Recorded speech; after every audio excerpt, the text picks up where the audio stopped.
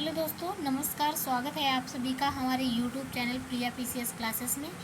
Friends, यहाँ पे हम बात करने वाले हैं बिहार लोक सेवा आयोग के द्वारा ही आयोजित की जाने वाली एक परीक्षा है जो कि बीपीएससी सुपर टेट है।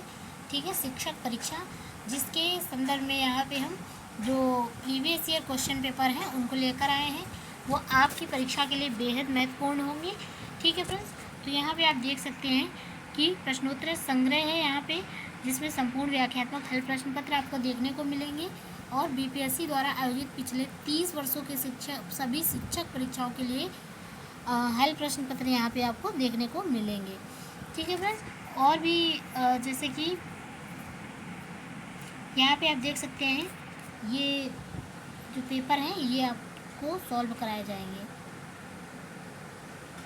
तो वीडियो में बने रहिएगा, वीडियो को पूरा एंड तक देखिएगा। ठीक है, तो चलिए यहाँ पे आज हम फर्स्ट नंबर को देख लेंगे, जिसमें हम बीपीएससी प्रधानाध्यापक परीक्षा 2022 के सभी प्रश्न को सॉल्व करने वाले हैं और इनकी जो व्याख्यात्मक टिप्पणी है उसको भी यहाँ पे हम फटाफट से देख लेंगे। आप देख सकते हैं कि जो एग्ज़ाम डेट है यहाँ पे दे रखी है, ये 31/5 यानी कि 31 मई 2022 की परीक्षा का प्रीवियस ईयर क्वेश्चन पेपर है। ठीक है फ्रेंड्स, तो चलिए वीडियो को शुरू करते हैं, देरी नहीं करते हैं।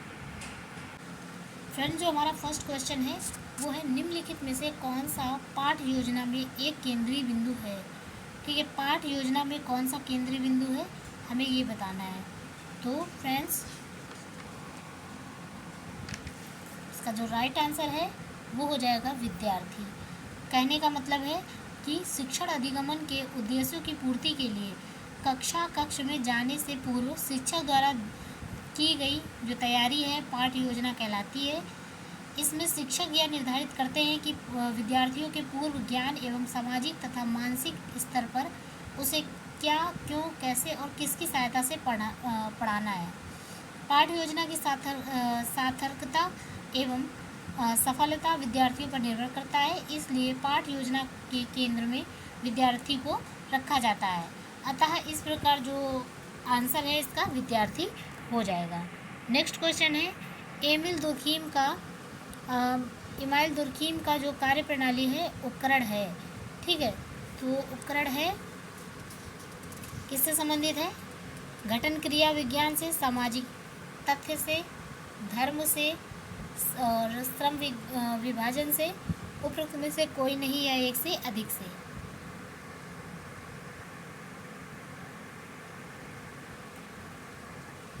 सो फ्रेंड्स, इसका जो राइट आंसर है वो हो जाएगा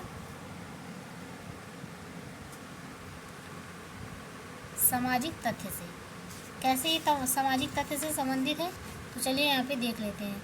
देखिए, जो डेविल इमाइल दुर्खीम है ये 1858 से लेकर 1917 फ्रांस के एक महान समाजशास्त्री थे। इन्हें आधुनिक समाजशास्त्र का जनक, संस्थापक तथा दुनिया का पहला आधिकारिक समाजशास्त्री माना जाता है। इन्होंने व्यक्तिवाद की किसी भी रूप को मान्यता देने से इनकार किया है और मनुष्य को सामाजिक संबंधों का परिणाम माना है। इनका कार्य प्रणाली उपकरण जो है सामाजिक तथ्यों पर आधारित है, अतः सही उत्तर विकल्प बी यहाँ पे यानी कि सामाजिक तथ्य हो जाएगा। नेक्स्ट क्वेश्चन है किस प्रकार का अनुसंधान जो है सिद्धांत विकास से संबंधित है। ठीक है, तो देखिए, क्रियात्मक अनुसंधान, प्रायोगिक अनुसंधान, केस अध्ययन, बुनियादी अनुसंधान, उपर्युक्त में से कोई नहीं या एक से अधिक। ठीक है, प्रश्न आप देख पा रहे होंगे एकदम बीपीएससी की तरह है। एग्ज़ाम को पूरा सिस्टम उसका एकदम बीपीएससी जैसा कर दिया है। ठीक है, जैसा कि अपडेट्स से आप रूबरू हुए होंगे और आपने देखा भी होगा। ठीक है, तो इसका जो राइट आंसर है वो हो जाएगा ई इसका आंसर हो जाएगा। तो यहाँ पे आप देख सकते हैं शोध के परिणामों की समझ बनाने के लिए सिद्धांत और अनुसंधान एक दूसरे पर आश्रित है। दिए गए सभी अनुसंधानों से मानव के भिन्न भिन्न विकास अभावों का लक्ष्य पूरा होता है, अतः सही उत्तर विकल्प ई यहाँ पे हो जाएगा। नेक्स्ट क्वेश्चन है शरीर के अंगों में प्रसार को किस नाम से जाना जाता है। शरीर में जब अंग प्रसार करते हैं फ्रेंड तो उसको किस नाम से जाना जाता है? वृद्धि कर रहे हैं, विकास कर रहे हैं, वृद्धि या विकास, निलंबन, उपयुक्त में से कोई नहीं है एक से अधिक। ठीक है, तो इसका जो राइट आंसर है वो हो जाएगा वृद्धि यानी ए। ठीक है, तो देखिए शरीर के अंगों में प्रसार को वृद्धि यानी ग्रोथ का के नाम से जाना जाता है। इसका अभिप्राय संख्या या आकार का बढ़ना है तथा विकास का अर्थ है क्षमता या स्तर का बढ़ना माना जाता है। अतः विकल्प यहाँ पे क्या हो जाएगा, वृद्धि। ये आंसर एकदम करेक्ट हो जाएगा। संज्ञानात्मक प्रक्रिया के अध्ययन का क्षेत्र है। ठीक है, तो क्या है ये संज्ञानात्मक प्रक्रिया के अध्ययन का जो प्रमुख क्षेत्र है वो 6 प्रकार के होते हैं फ्रेंड्स। ठीक है, जटिल ध्यान, कार्यकारी कार्य, अधिगमन एवं स्मृति, भाषा एवं भावात्मक ज्ञान तथा सामाजिक अनुभूति। अतः सही यहाँ पे आंसर आपका हो जाएगा ई। ठीक है, तो सही आंसर क्या हो जाएगा, ई के साथ जाना होगा। अच्छा, जीन पियरे के अनुसार संज्ञात्मक विकास की प्रमुख अवस्थाओं की संख्या कितनी है? तो फ्रेंड्स इसका जो राइट आंसर है वो हो जाएगा बी यानी 4। ठीक है, 4 कैसे है, तो चलिए यहाँ पे हम देख लेते हैं। देखिए जीन पियरे जो है ये 1896 से 1980 स्विट्जरलैंड के एक प्रसिद्ध मनोवैज्ञानिक तथा मूल रूप से प्राणी विज्ञान के विद्वान थे, जो बाल विकास पर किए गए अपने कार्यों के लिए प्रसिद्ध है। अब उन्होंने व्यापक तौर पर बालक के संज्ञानात्मक विकास का अध्ययन किया और बताया कि बालक का संज्ञानात्मक विकास अनेक अवस्थाओं से होकर गुजरता है और उन्होंने इसे 4 अवस्थाओं में विभाजित किया है। एक है संवेदिक पेशी अवस्था जो जन्म से 2 वर्ष तक होती है। दूसरी है पूर्व संक्रियात्मक अवस्था जो 2 से 7 वर्ष के लिए, और फिर मूल संक्रियात्मक अवस्था है जिसमें 7 से 12 वर्ष के लिए होती है, और अमूर्त संक्रियात्मक अवस्था जो 12 से 15 वर्ष तक के लिए होती है।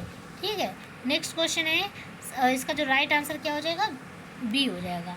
देखिए सार्वभौमिक बुद्धि पर पद सबसे पहले किसने पढ़ा था? तो फ्रेंड सार्वभौमिक बुद्धि पद या यूनानी दार्शनिक हैं जिनका नाम है एनाक्सागोरस। ठीक है, एनाक्सागोरस इन्होंने सबसे पहले पढ़ा था, और एनाक्सागोरस का यहाँ पे कोई नाम नहीं दिया है, इसलिए इसका जो राइट आंसर है ई हो जाएगा। ध्यान रखिएगा क्वेश्चन क्या पूछ रहा है। सार्वभौमिक बुद्धि के मॉडल में कितनी सार्वभौमिक क्षमताएं शामिल हैं? तो फ्रेंड्स यहाँ पे अगर पूछा जाए आपसे कि टोटल कुल कितनी सार्वभौमिक क्षमताएं शामिल हैं, तो सार्वभौमिक बुद्धि के जो मॉडल है इसमें कुल देख सकते हैं आप यहाँ पे ऑप्शन नंबर ए में 10, ऑप्शन नंबर बी में 20, ऑप्शन नंबर सी में 30, ऑप्शन नंबर डी यानी कि 40, और उपरोक्त में से कोई नहीं है, इससे अधिक यहाँ पे 5 ऑप्शन दिए गए हैं।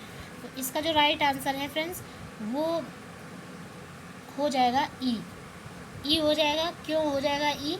तो देखिए सार्वभौमिक बुद्धि के मॉडल में कुल 150 क्षमताएँ होती हैं, टोटल 150 क्षमताएँ होती हैं शामिल हैं। बुद्धि के विषय में शोध करने वाले जो पहले मनोवैज्ञानिक थे विने थे। इन्होंने वेस्लर ने बुद्धि को एक सार्वभौमिक क्षमता माना है। अतः सही उत्तर यहाँ पे आपका क्या हो जाएगा, ई एकदम करेक्ट आंसर हो जाएगा। नेक्स्ट क्वेश्चन फ्रेंड्स यहाँ पे हम लोग देखेंगे क्वेश्चन नंबर 9। देखिए विद्यार्थियों को सीखने की कठिनाई की पहचान करने के लिए किस प्रकार के आकलन का उपयोग किया जाता है? ठीक है, विद्यार्थी जब कोई चीज़ सीखता है तो उसमें जो कठिनाई आती है तो उसका आकलन करने के लिए हम क्या यूज करेंगे, किस चीज़ का प्रयोग करेंगे? ठीक है फ्रेंड्स, तो देखिए तो इसका जो राइट आंसर है वो हो जाएगा डी यानी नैदानिक आकलन। नैदानिक आकलन का उपयोग करते हैं कोई किसी प्रकार की जो कठिनाई है उसकी प्रकृति की जांच करना, ताकि उचित उपचारात्मक निर्देश दिया जा सके, और इसके लिए नैदानिक आकलन का उपयोग किया जाता है। ठीक है, नेक्स्ट क्वेश्चन है किस प्रकार का बुद्धिमान व्यक्ति चित्रों, आकृतियों और आकारों का सटीक वर्णन कर सकता है? ठीक है, तो यहाँ पे इसका जो आंसर है वो हो जाएगा डी यानी तार्किक। तो यहाँ पे इसका जो देखिए चित्रों, आकृतियों और आकारों का जो सटीक वर्णन करने के लिए भाषा मूर्त वस्तुओं का ज्ञान है, ज्ञान के साथ चिंतन की आवश्यकता होती है जिसे तर्क द्वारा प्रस्तुत किया जाता है। अतः सही उत्तर इसका डी हो जाएगा, तार्किक। तर्क का उपयोग किया जाता है। बच्चों के किस आयु वर्ग के लिए शिक्षा का अधिकार अधिनियम मौलिक अधिकार है? तो फ्रेंड्स शिक्षा का अधिकार बच्चों के लिए यदि बात की जाती है तो इसका जो राइट आंसर है वो हो जाएगा सी, 6 से 14 साल तक के बच्चों के लिए। नेक्स्ट है, निम्नलिखित में से कौन सा बचपन के दौरान बौद्धिक विकास की विशेषता है। तो फ्रेंड बचपन के दौरान जो बौद्धिक विकास की विशेषता है वो होगी आपकी, देख सकते हैं यहाँ पे, देखिए, स्वायत्तता की भावना विकसित होती है, आत्मसम्मान का भाव उत्पन्न होता है, सहयोग की भावना तथा अपने कार्यों की स्वीकृति का भाव उत्पन्न होता है। अतः सही उत्तर इसका क्या हो जाएगा, ये हो जाएगा उपर्युक्त में से कोई नहीं है, एक से अधिक, यानी ई ऑप्शन एकदम करेक्ट आंसर हो जाएगा। यानी कि यहाँ पे जो भी ऑप्शन दे रखे हैं फ्रेंड्स, ये सभी एकदम सही है। यहाँ पे एक से अधिक ऑप्शन यहाँ पे सही हो जाएंगे, ठीक है, जैसा कि मैंने भी बताया। नेक्स्ट है, कोहल वर्ग के अनुसार निम्नलिखित में से कौन सा भौतिक विकास का चरण नहीं है, सॉरी नैतिक विकास का चरण नहीं है। तो इसका जो राइट आंसर है फ्रेंड्स, सबसे पहले देख लीजिए, यहाँ पे 6 चरण हैं टोटल। इन 6 चरणों में आज्ञा एवं दंड की अवस्था, अहंकार की अवस्था, प्रशंसा की अवस्था, सामाजिक व्यवस्थाओं के प्रति सम्मान की अवस्था, सामाजिक समझौते की अवस्था, ठीक है, और विवेक की अवस्था, यहाँ पे टोटल 6 है। तो इस प्रकार जो इसका विकल्प है वो हो जाएगा बी, यानी फॉलिक चरण यहाँ पे एकदम सही आंसर हो जाएगा। नेक्स्ट क्वेश्चन देख लेते हैं। यहाँ पे वृद्धि और विकास के बारे में निम्नलिखित में से कौन सा कथन यहाँ पे सही नहीं है। देखिए, वृद्धि आमतौर पर मात्रात्मक परिवर्तनों को संदर्भित करता है, जबकि विकास गुणात्मक परिवर्तन को संदर्भित करता है। वृद्धि पर्यावरण का एक कार्य है, वृद्धि विकास के बिना संभव नहीं है। वृद्धि जीव के आंतरिक और आनुवांशिक कारकों द्वारा निर्धारित की जाती है। उपरोक्त में से कोई नहीं है, एक से अधिक। यहाँ पे ऑप्शन नंबर क्या होगा सही। तो फ्रेंड्स इसका जो राइट आंसर है वो हो जाएगा ई। यहाँ पे ई ऑप्शन के साथ जाएंगे, एक से अधिक या फिर कोई नहीं। नेक्स्ट क्वेश्चन देख लेते हैं। यहाँ पे क्वेश्चन नंबर 15, पियरे के अनुसार संरक्षण की प्रक्रिया संज्ञानात्मक विकास के निम्नलिखित में से किस चरण में उभरता है। मूर्त संक्रियात्मक चरण, औपचारिक संक्रियात्मक चरण, सेंसरी मोटर चरण, पूर्व संक्रियात्मक चरण। उपरोक्त में से कोई नहीं है, एक से अधिक। तो यहाँ पे इसका जो राइट आंसर फ्रेंड्स वो क्या होगा, तो इसका जो राइट आंसर वो हो जाएगा मूर्त संक्रियात्मक चरण, ऑप्शन नंबर एकदम सही हो जाएगा। नेक्स्ट है, निम्नलिखित में से कौन सा किशोरों के बारे में एक रूढ़बद्ध धारणा स्टीरियोटाइप नहीं है। तो इसका जो राइट आंसर है फ्रेंड्स वो हो जाएगा ई, यानी ई एकदम सही हो जाएगा, ठीक है, ई के साथ जाएंगे। जैसे वे विद्रोही होते हैं, उनके पास अतिरिक्त कल्पना होती है, वे दिखने में अजीब होते हैं, वे लापरवाह होते हैं, उसमें से कोई नहीं है, एक से अधिक। तो यहाँ पे आप देख सकते हैं किसी सामाजिक समूह के बारे में आम जनता के मन में परंपरागत रूप से मान ली गई धारणा रूढ़िबद्ध धारणा कहलाती है। किशोरों में भावों के विकास के साथ अधिक कल्पना का विकास होता है, चिड़चिड़े एवं विद्रोही स्वभाव के होते हैं, कार्य के प्रति लापरवाही एवं सौंदर्य के प्रति आकर्षक सामान्य गुण विद्यमान होते हैं। अतः सही विकल्प यहाँ पे ई एकदम हो जाएगा। तो आंसर इसका क्या हो जाएगा, ई। नेक्स्ट है, निम्नलिखित में से कौन सा कारक समाजीकरण का विरोध करता है। तो फ्रेंड्स समाजीकरण का विरोध कौन करता है। तो देखिए, सहयोग, सुरक्षा, संचार, भूमिका की पहचान एवं प्रदर्शन, सामाजिक सांस्कृतिक धारणाओं का नकल सभी समाजीकरण के सहायक तत्व है। अतः विकल्प ई यहाँ पे सही हो जाएगा, यानी एक से अधिक यहाँ पे ऑप्शन सही होंगे, वही आंसर हो जाएगा, जिसमें सहयोग और पहचान ये भी आ जाएगा।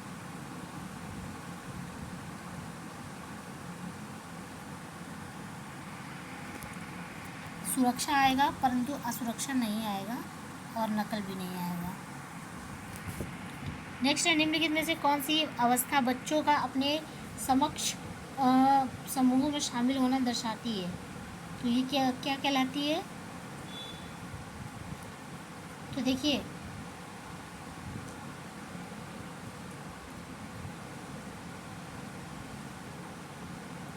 वयस्कता की यदि बात करते हैं तो यहाँ पे 18 से 25 वर्ष के जो लोग होते हैं, बच्चे होते हैं, उनको वयस्क कहा जाता है। इसमें आत्मविश्वास, स्वायत्तता, ठोस लेने की विशेषता होती है। आमतौर पर व्यवहारिक, अनुभवी और परिवर्तन के प्रति ग्रहणशील होते हैं। बचपन की यदि बात करें तो बचपन कितने से कितने वर्ष तक होता है? तो 0 से लेकर 12 वर्ष तक के जो बच्चे होते हैं वो बचपन होता है उनका। बालक जिज्ञासु होते हैं, रचनात्मक कार्यों में आनंद लेते हैं। बालक में सीखने के साथ ही भाषा का जो भी विकास होता है। उसके बाद में किशोरावस्था की यदि बात करते हैं तो ये 12 से लेके 18 वर्ष के लिए होती है। ठीक है, 12 से 18 वर्ष में। और इसमें जो खुद पर सबसे ज़्यादा भरोसा होता है किशोरावस्था में विद्रोही प्रवृत्ति के होते हैं, आक्रोशी होते हैं, चिड़चिड़ापन, मित्र समूह की भूमिका एवं एकता एवं सहयोग की भावना का विकास होता है। अब प्रारंभिक बचपन की यदि बात करते हैं तो फ्रेंड 0 से लेकर 3 वर्ष के जो बच्चे होते हैं, ठीक है, जिन्हें न्यू बॉर्न चाइल्ड बोलते हैं, अत्यधिक रोना इनके अंदर होता है। असुरक्षा, जिद्द, अवज्ञाकारी, हम उम्र के साथ मिलना जुलना तथा और अब भावनाओं का विकास शामिल होता है। इस प्रकार ऑप्शन नंबर यहाँ पे सी हो जाएगा कि इसमें पूछा जा रहा है कि निम्नलिखित में से कौन सी अवस्था बच्चों का अपने समक्ष समूह में शामिल होना दर्शाती है। तो फ्रेंड इसका जो राइट आंसर वो किशोरावस्था यानी सी हो जाएगा। नेक्स्ट क्वेश्चन है, स्मृति स्तर और बोध स्तर के शिक्षण मॉडल के सिटैक्स में कौन सा चरण प्रमुख है? तो शिक्षण मॉडल की यदि हम बात कर लेते हैं फ्रेंड्स तो यहाँ पे प्रस्तुतिकरण इसका राइट आंसर हो जाएगा। नेक्स्ट है, एक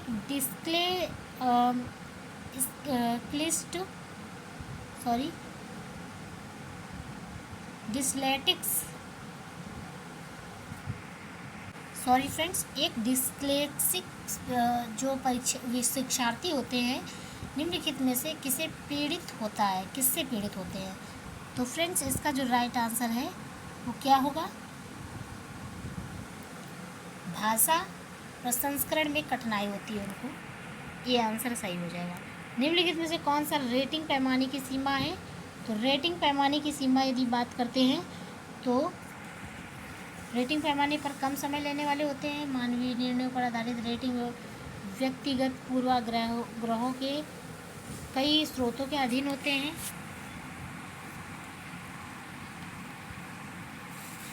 रेटिंग पैमानों का उपयोग उन मूल्यांकनकर्ताओं के साथ किया जा सकता है जिसके पास न्यूनतम प्रशिक्षण है। रेटिंग पैमाने का जो उपयोग है बड़ी संख्या में उद्दीपन के साथ किया जाता है। तो यहाँ पे इसका आंसर जो हो जाएगा डी हो जाएगा। ठीक है फ्रेंड्स, नेक्स्ट क्वेश्चन देख लेते हैं।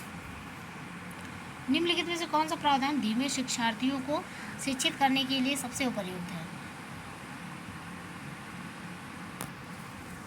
तो यहाँ पे देखिए उपचारात्मक शिक्षण इसका राइट आंसर हो जाएगा।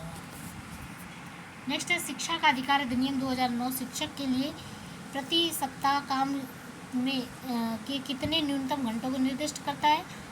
तो फ्रेंड्स इसका जो राइट आंसर है वो हो जाएगा 45 घंटे, यानी बी ऑप्शन एकदम करेक्ट हो जाएगा। नेक्स्ट है, पत्राचार के माध्यम से सीखना एक प्रकार है।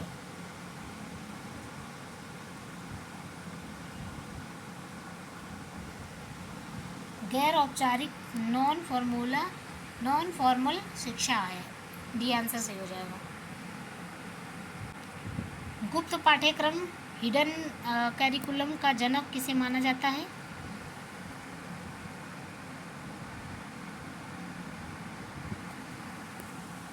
तो फ्रेंड्स फिलिप डब्ल्यू जैक्सन इसका राइट आंसर हो जाएगा ए। नेक्स्ट है, भारत में 10+2+3 शिक्षा के पैटर्न की जो सिफारिश है निम्नलिखित में से किसके द्वारा की गई थी? बताइए फ्रेंड्स। देखिए, राधाकृष्णन आयोग का गठन जो है विश्वविद्यालय शिक्षा पर रिपोर्ट प्रस्तुत करने के लिए किया गया था। डॉक्टर सर्वपल्ली राधाकृष्णन इनके अध्यक्ष थे, डॉक्टर सर्वपल्ली राधाकृष्णन। ठीक है, और उसके बाद देखिए माध्यमिक शिक्षा आयोग का गठन जो है 1952 से 53 में किया गया था। ठीक है, कब किया गया था? 1952 से 53। ठीक है,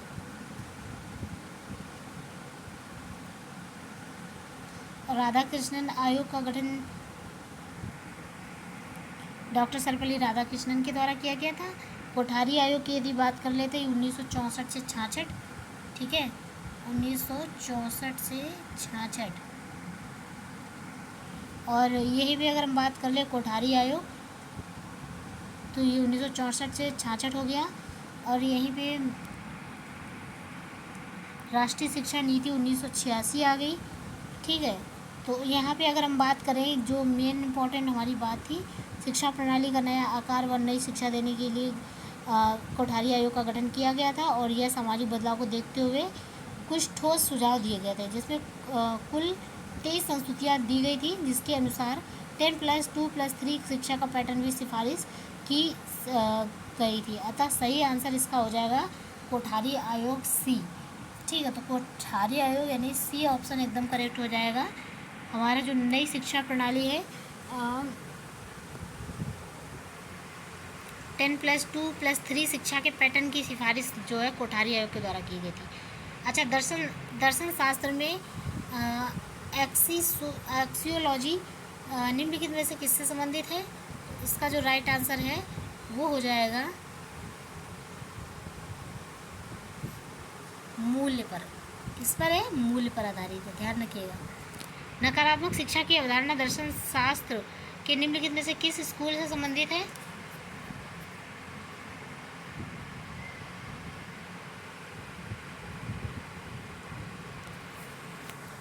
देखिए, प्रकृतिवाद इसका सही आंसर हो जाएगा। शिक्षण की परियोजना पद्धति दर्शन शास्त्र के निम्नलिखित में से किस स्कूल द्वारा प्रतिपादित की गई है?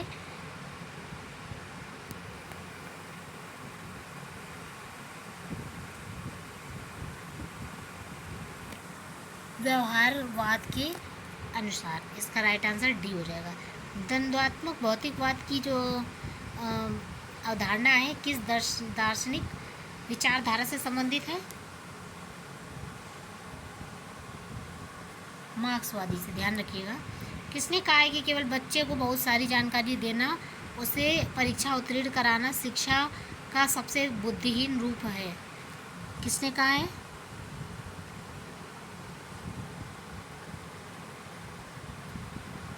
महात्मा गांधी ने कहा है कि महात्मा गांधी ने शिक्षा प्रणाली को व्यक्ति को अच्छे बुरे का ज्ञान प्रदान कर उसे नैतिक बनने के लिए प्रेरित करने पर जोर डाला है।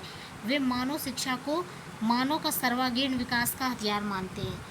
रविन्द्रनाथ टैगोर के अनुसार शिक्षा का जो उद्देश्य है संपूर्ण प्रकृति का तथा संपूर्ण जीवन में व्यक्ति में एकत्व को भावना का विकास करना है, ठीक है। अरविंदो घोष ने शिक्षा को छात्रों के अभिरुचियों के अनुकूल शिक्षण प्रदान कर आत्मनिर्भर बनाने की वकालत करते हैं। इस प्रकार इसका जो राइट आंसर है महात्मा गांधी यानी सी हो जाएगा। भारतीय संविधान का कौन सा अनुच्छेद किसी भी व्यक्ति को कानून के समक्ष समानता और कानून के समान सुरक्षा प्रदान करता है? अनुच्छेद 46, अनुच्छेद 14, अनुच्छेद 343, अनुच्छेद 19, उपरोक्त में से कोई नहीं है एक से अधिक। इसमें से जो इसका राइट आंसर है वो क्या हो जाएगा?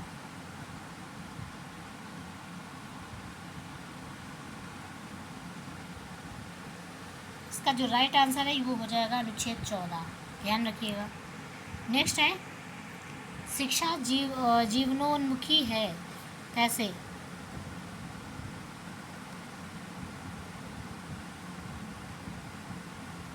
इसका जो राइट आंसर है वो हो जाएगा रचनात्मक। शिक्षा का अधिकार अधिनियम 2009 की धारा 24 निम्नलिखित में से किससे संबंधित है? शिक्षकों के कर्तव्य और शिकायतों का निवारण से। भारतीय प्रणाली के अनुसार शिक्षा क्या है?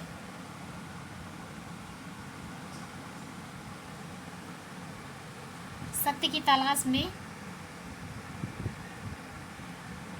सॉरी फ्रेंड्स, आप देख सकते हैं यहाँ पे सत्य की तलाश में मानव आत्मा का प्रशिक्षण।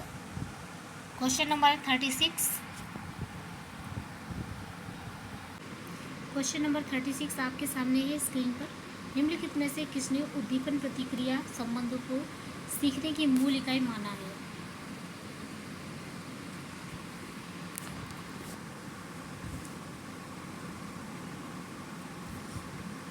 फ्रेंड्स इसका ऑप्शन नंबर 1 देख सकते हैं, संज्ञानात्मक अधिगमन का सिद्धांत, मानवतावादी अधिगमन का सिद्धांत, सामाजिक अधिगमन का सिद्धांत, व्यवहारवादी अधिगमन का सिद्धांत। उपरोक्त में से कोई नहीं है एक से अधिक।